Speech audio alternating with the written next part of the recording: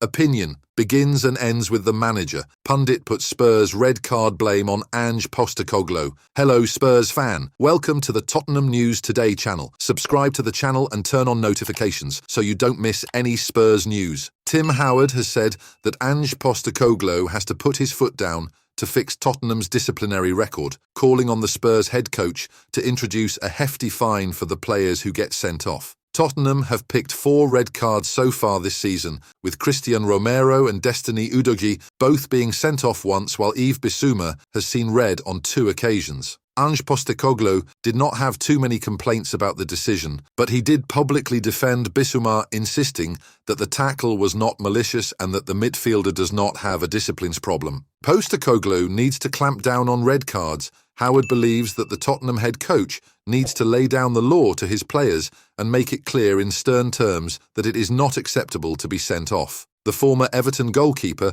called on Postecoglou to fine 2 weeks' wages for any player who picks up a red card. When asked about Bissouma's red card, Howard told the Two Robbies podcast, certain players need to get it out of their game. Yves Bissouma, there's no place in the game to go strongly and recklessly into a challenge when the ball's on the floor. It's different if the ball's bouncing and you go right under the guy's knee with your studs. It's uncalled for. But the discipline part of it, we saw it with Tottenham's North London rival Arsenal. They had a horrific disciplinary record under Mikel Arteta, and I was one to say, look, he's a former teammate of mine, Arteta, but this begins and ends with the manager. You tell your players undoubtedly everyone stays on the pitch. If not, 2 weeks' wages, I'm going to fine you.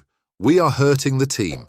So it begins and ends with the manager. And so when I look at Postecoglou, he doesn't bat an eye in the face of adversity and gives his players free will to press and to make mistakes.